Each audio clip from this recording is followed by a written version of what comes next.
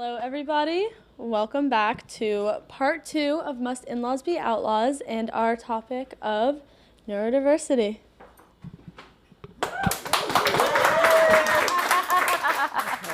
So this topic has been so popular that we asked to extend it, and now we want to hear from you. So we have a lot of people who have questions, but we always open up with something silly, so. Are you ready for my corny joke?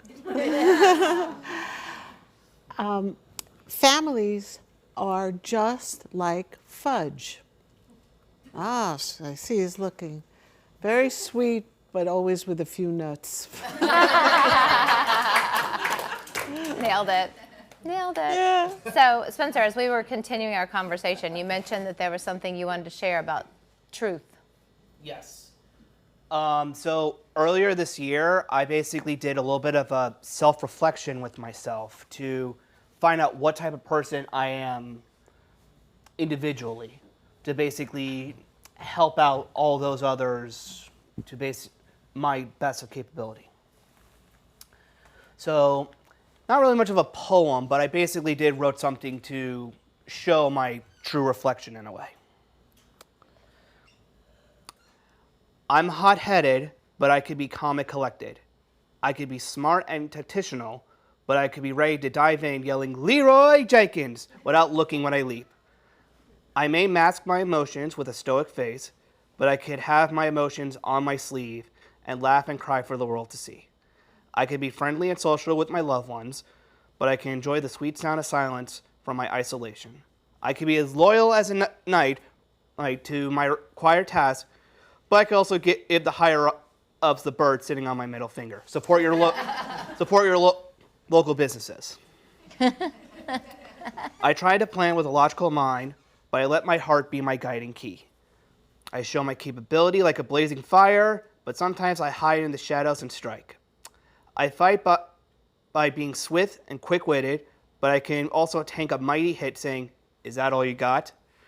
Right? I enjoy doing a funny trick with my loved ones, but sometimes I ignore the jokes. I enjoy the warmth of the bright sun, but I love the light of the full moon.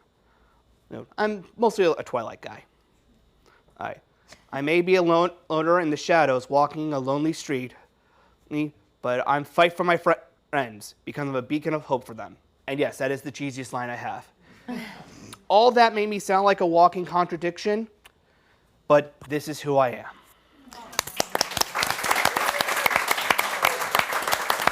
That was beautiful, really beautiful. Thank you for sharing it with us. Thank you. I came color-coded with my bright side and shaded side. Before we go any further, though, I want to be sure that people tuning in this particular episode know who you are and where you're from and why you're here. Why don't you tell us who you are? So, I am basically from Port Washington, and my name is Spencer. And I've been living here throughout most of my life, and I'm proud to basically be part of this great town. Lovely. So Spencer is also a decoration specialist at Spectrum Designs, which is located in Port Washington. And I am the social media specialist at Spectrum Designs. And We call her our golden girl. And my name is Kelly. I don't think I said that. And I am autistic. And yeah. And Spectrum Designs is a custom apparel and promotional products company with a social mission of employing autistic adults. 70% of our employees are on the autism spectrum, and we do great things there. So if you need any custom apparel for a birthday party or your company corporate gathering or your school, we can do it. And all the money goes back into our mission of employing autistic adults. You guys have absolutely shattered the myths about what autism is. And I'm thrilled. I mean, I think you guys are exceptional examples of spectrum and of community life and of important individuals. So thank you so much. Thank you. Okay. So now, is there anything you want to add? This is part 2 of a 2-part podcast. The first part we did last week, and this one we're doing now. So is there anything you want to bring up that we did not bring up and you think is critical? I would say 80% of autistic adults are either unemployed or underemployed. So, yeah, so autistic people are just not even given a chance. So I think that needs to change. And what I try to do with our social media is debunk the myths and show how awesome autistic employees can be if you give them a chance. Very true. And what about you? You have something you want to add? No, I think she basically said. Nailed it. Well, now we want to hear from the audience because we have talked about autism and ADHD. Does anyone have any questions that, are related to? Yeah, thank you. Thanks, Diane. You are welcome. So, hopefully I've been listening well, but Riley introduced the first episode talking about superpowers, and you both have alluded to superpowers, but what are those superpowers that may make us feel uncomfortable, but for you makes you feel great or achieve things that we couldn't achieve?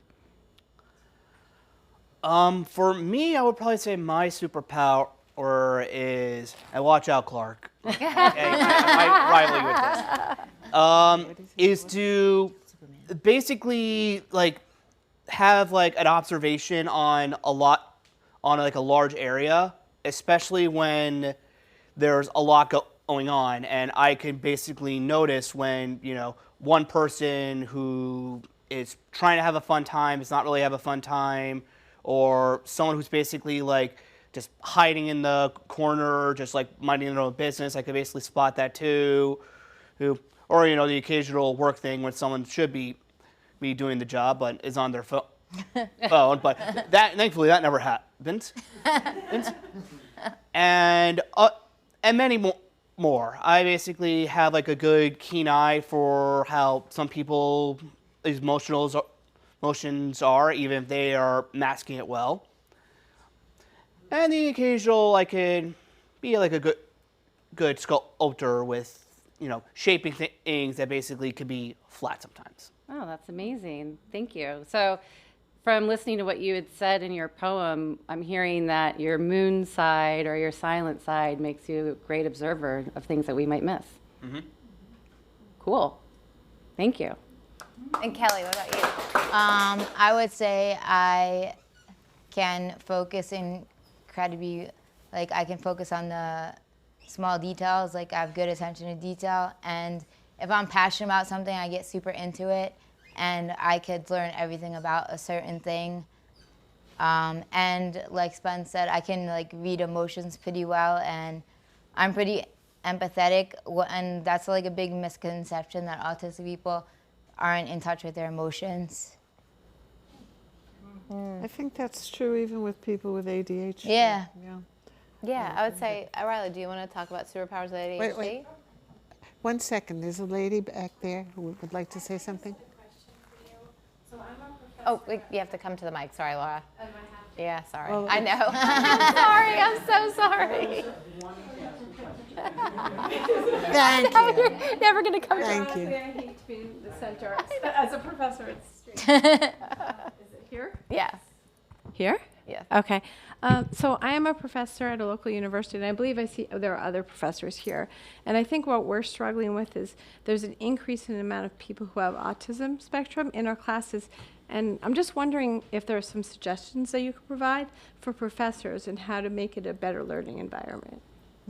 Good question. Yeah, so her question was, as a professor, there are more autistic people coming into classrooms, and that she would love to make it more inclusive. And what's some advice that Kelly and Spencer have to make the classroom more inclusive? And sorry, one more addition to that question. I guess I'm always struggling. So I know that you don't want to make eye contact, or it appears that you don't. So I don't know, should I make eye contact or should I look away? Which is better? I think I've always wanted to know can that. make eye contact, but they might not be comfortable with making eye contact back. But Okay.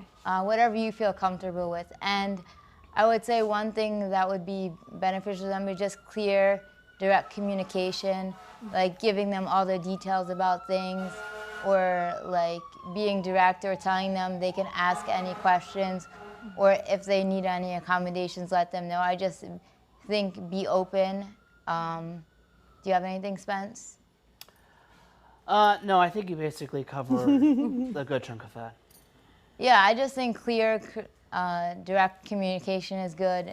Not being vague about things, or like saying the test is next week. Say the test will be on September 20th or whatever. Just being more direct, and I think anything you do will be beneficial to all your students, not just the autistic employees.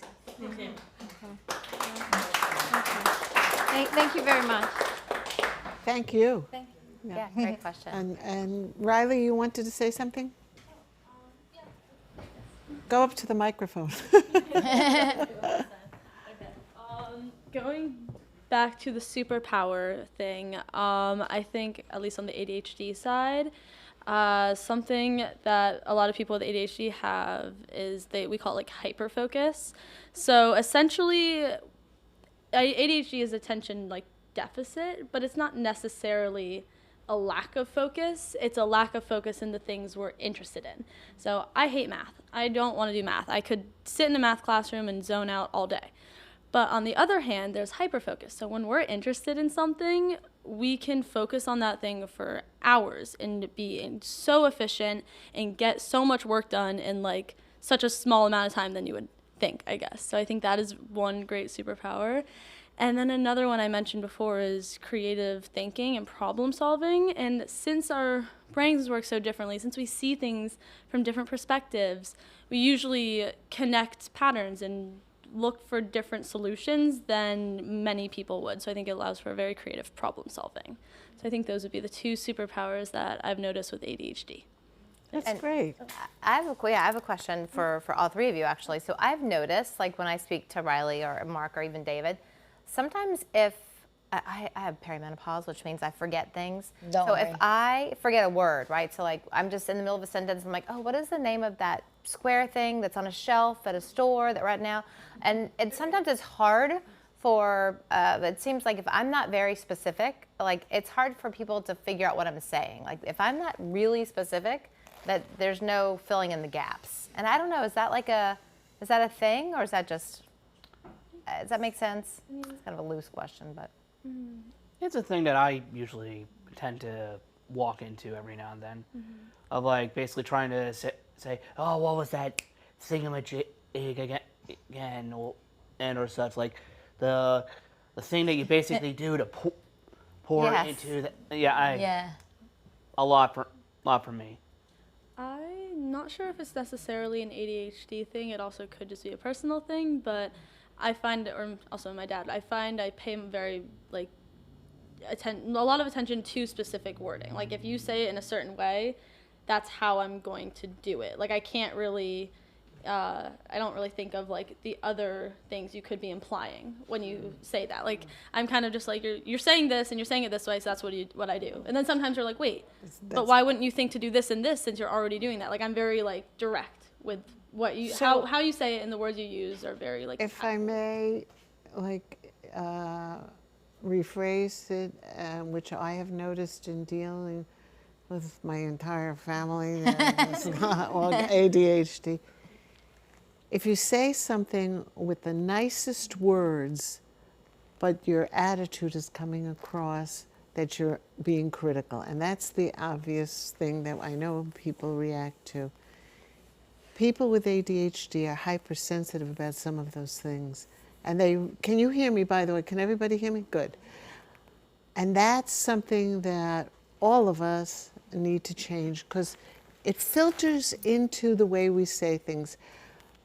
My sister's here, I mentioned, and she doesn't have ADHD. Let me tell you, if I look at her cross-eyed when she gets stressed, she'll say to me, what's wrong? What doesn't look right? The bottom line is, it's not what you say, it's how you say it. Yeah. Yes.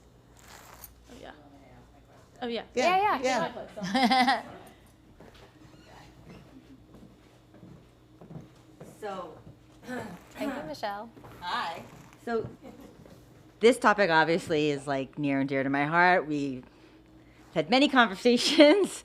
And when you talk about like hypersensitive, I'm thinking that, well, there's also like a generational sort of gap in what like our educational system in some ways, because you either hear some teachers will say, well, now everybody has ADHD, or you go into a school and they're teaching to a specific way, and the bigger public schools, they're a lot of kids and fewer teachers.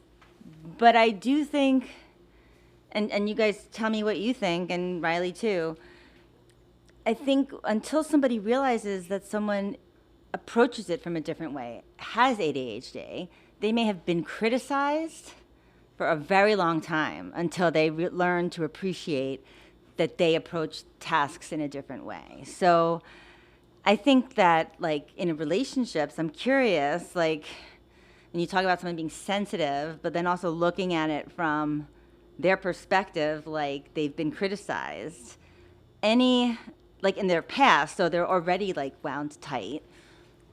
What's been working for you guys in your family across the line? You know, whether it's the tone or for the person who actually has the diagnosis, right? Like you know, what are steps you take so that someone knows that didn't sound right, I took that as criticism, or the other person is like, why are you being so hostile back to me? I just pointed something out to you. And I'm a person that got diagnosed after my daughter got diagnosed. So, you know, and I started to notice more of it in that peri state. So why is everything half done?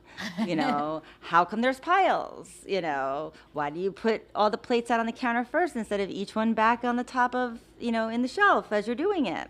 So I'm curious, what's worked for you guys so that you understand each other? Well, maybe you guys can all relate to this. I often talk to Riley and Mark about matching my energy or matching their energy. So if someone's in a heightened state, and you don't have to be neurodiverse to be in a heightened state, but the other person, if they match the energy back, then you're going to have that situation we talked about last podcast where it's just nothing gets solved. But if there's a way to not match that energy, that has probably been the most effective tool that we use. And it isn't always something I can do very well, so I'm not the person to say it's how I relate to it. How do you do it? So if, you know, I'll take Riley, for example. Even this morning, we were getting ready, there's a lot going on, and we have this great dance that we do together, but I get short-tempered and a tone comes out. No way. And when the tone comes out, all bets are off, because like that is like an attack. And it's not because of any person I'm talking to, it's because I'm stressed and I've got a lot going on. There's absolutely no personal intention with the tone at all. But that tone like is like a domino effect of like disaster. So Riley and I have now had conversations about it. So when we're in the best place, when one of us has the tone, we don't match it, right? So she's like, oh, Mom, I know you're stressed. Like, I'm just going to back away. Like, I understand that my question was not the right timing. I'll come back later, or whatever it is. So that's an example of not matching my energy. I usually match people's energy. I'm terrible at this. No, I mean, I try. I happen to be a non-biased grandmother. However, I will say that, and this is unbiased, that Riley has a deep understanding of what is ADHD and what her behavior or her father's behavior is. To contrast that, I will tell you a story about Mark, her husband, Riley's dad, my son, when he was maybe 9. We weren't as aware. As a matter of fact, at that point, people did not know a whole lot about it. And she's shaking her head. I mean, at that time, I read an article on the front page of the New York Times Magazine section about a man not diagnosed with anything, could not make a success out of his life at all. So he bought a gun and he put it underneath his bed because he was determined that this is it, his life was over. And then he read the information in the New York Times, and his whole life changed. Well, that was the beginning of the understanding of all of these issues. So Mark comes to me, and I'm just at my wit's end. I had had a rough day. I was angry at things the way they went on. And who got the brunt of it? Mark. And I just reacted. I didn't know about ADHD. He had not been diagnosed. And he said to me, talk about being sensitive. He said to me, Mom, you're just upset about what happened today and you're taking it out on me. And that, see, I did just that. I went, whoa. But to his credit and my misunderstanding, I didn't admit it. To this day, I'm sorry that I didn't admit it. I should have said to him, you know what, you were tuned into me, and I was not tuned into myself. But it made me think about it, and obviously I've never forgotten it. So, so what you're doing with Riley is wonderful. It's wonderful. That's why she's so terrific. Unbiased opinion. I hope that helped your question. I hope that was a little bit. Anybody else with a question? David, oh my goodness. Never happens. David, who had to deal with Mark and me. There's two special ladies in my life. You both have children, mates, and friends, and you keep talking about superpowers. What is your observation or analysis of the superpowers that exist within our family? Just so we know what you mean by that. Oh, I think it's a heat-seeking missile of truth. I think that, like you just said. Sit down. Okay, yeah. I think you just said that age 9, Mark came to you and he was aware that you weren't mad at him. I think that Mark and Riley, maybe you both can relate to this. You feel deeply and you get the truth. Like, that's what I think Riley and Mark offer, is that they can, on their best days, get to the heart of the matter quicker. Oh, as I a agree. superpower. Oh, totally agree. Totally agree. Not necessarily what I like, mind you. Yeah.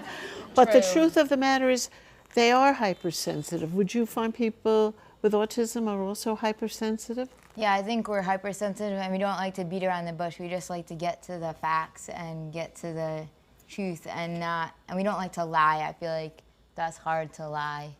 What about you? Yeah, there are moments where it is difficult to not also basically have those traits, but also work with people with those traits as well. And as well as basically, we also do like to be as honest and truthful as we can be. Yeah, that's pretty much it. Does anyone else have a question or a comment that they'd like to share? This is the place, and it's now. Yes? Yes. I'm afraid she's going to get angry. Wait, we'll bring the microphone to you. You don't have to. I can talk loud enough. No, but no, for it's the got to purposes go of on the the podcast. We the need it. recording We need it for the podcast. There you go. I do it from the other end of the spectrum. I taught special education, and it used to burn my gut when people would say, they're normal. And that scares the living daylights out of me because I haven't figured out yet what normal is, because the inference is if they're normal, then everybody else is abnormal. And I don't think that there's such a thing as abnormal. It's just degrees of difference, and everybody's different. There's 4 of you up there, and you're 4 different people who come from 4 different backgrounds, who professions or whatever it is. And I mean, I had one young lady who looked at me once. She said to me, I don't know what I'm doing in this school. I'm okay. Everybody else here is nuts. Oh my God. Oh my God. Because from her perspective, she was Normal. and everybody else was out to lunch. So I think that when you're dealing with people in general, always remember that you're not normal, because there is no such thing as normal. It could be, like you just said, when you wake up, you're in a mood or something sets you off or whatever it is. They could just be having a bad day. Does that make them abnormal? I mean, are autistic people abnormal? Are, quote, those people with IQs above 120, if you're dealing with that as a criteria, are they normal and everybody else is abnormal? So it depends on what you're using as your measuring. You know, this is an era, she's clapping and she's right. What you said is excellent. But She wants to be nice to me. It's my daughter-in-law. What she means is I'm always nice to her. Coming up next on Must In-Laws Be Outlaws. That is 100% the truth. And what you just said is right on target. It really is. Unfortunately, we're living in an era that is less tolerant than it could be. And so we as individuals have to work a lot harder to make it better. My school was right next door to the Queens Mall. Oh. And when the kids, as a reward for something that we had done, I would take one class to the mall. And I was walking through the mall, and this one woman was walking towards me, didn't know the lady, and she pulled her kid aside. And I said, they're not catchy. Oh my God. She could tell by looking, don't ask me what her criteria were, that these children were different. And she didn't want them to catch it like it was a cold or something they could catch. Unfortunately, that's ignorance. Yeah. That's really what it is. That's why we're doing the Very big podcast. misconception. We want to open up hearts. Exactly. We want understanding. And we want people to feel this is a safe haven where they could share. Nicole, you want to go say something? I have a question just to switch gears a little bit.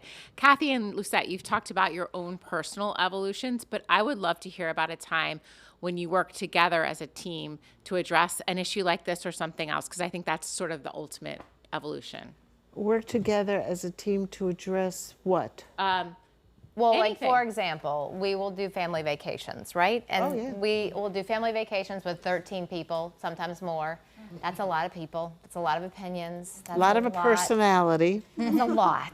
And often, she and I will be the ones who wrangle the circus, like we're the circus wranglers. And so we will work together, tag teaming, you know, the ones who are less likely to fall in line. We'll approach it differently, but we'll sometimes have to go and work to get everyone very to true. agree to enjoy our family As vacation. a matter of fact, we by rules. just had one, well, not just January. anymore, it was last January.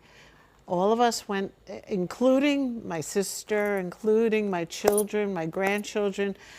Everyone was there, and we all agreed it was fabulous. It worked out really well. But I will admit one thing, the way we work together is we actually allocate different things to each other. For example, if I know that one of my sons might not respond well to something I'm going to say about the trip, you know, or whatever, I'll say, you should talk to Kathy.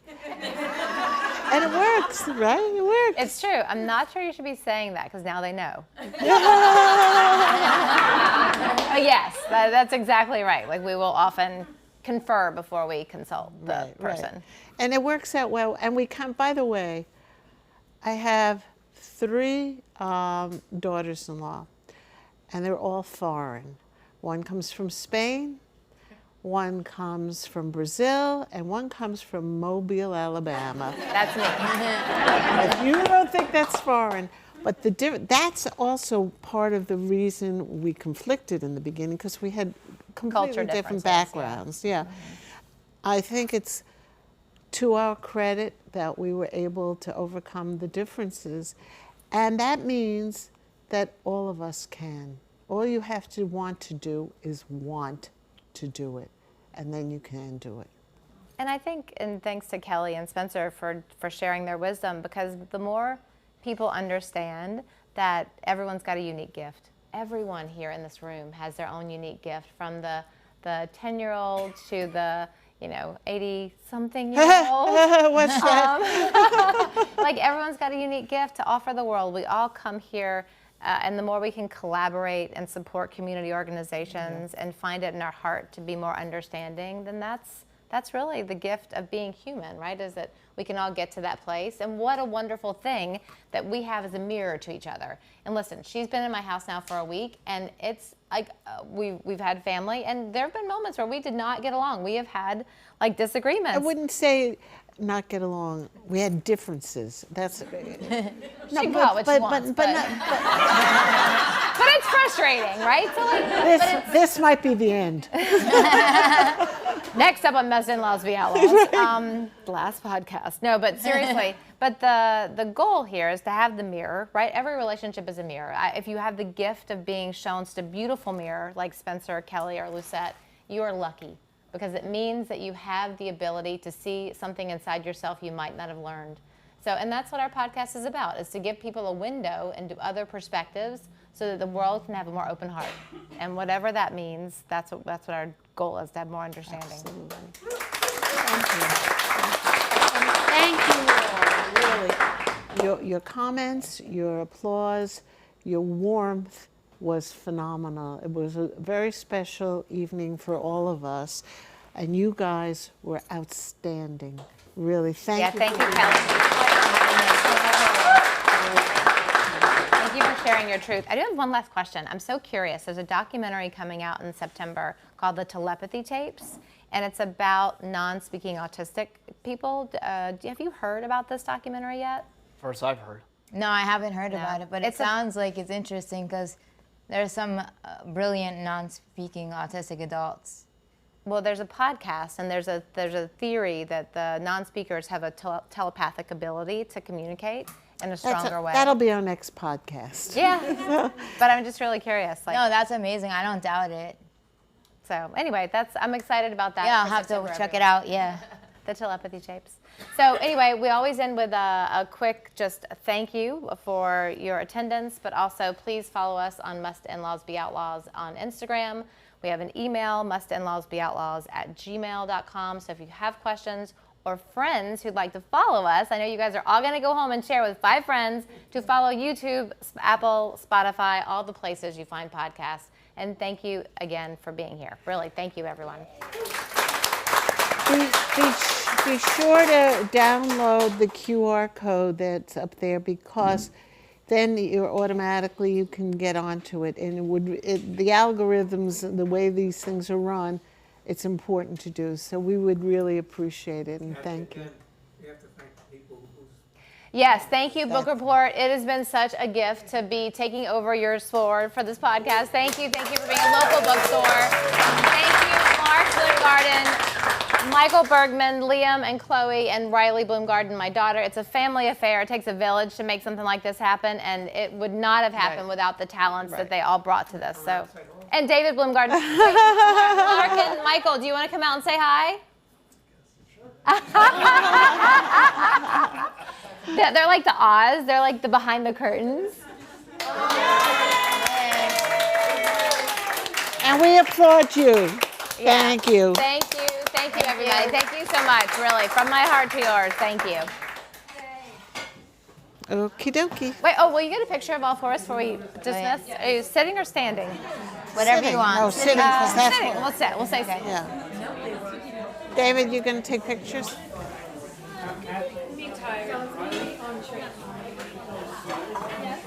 You know what? Let's hold hands. Okay, we're holding hands. Is that Hold okay? hands.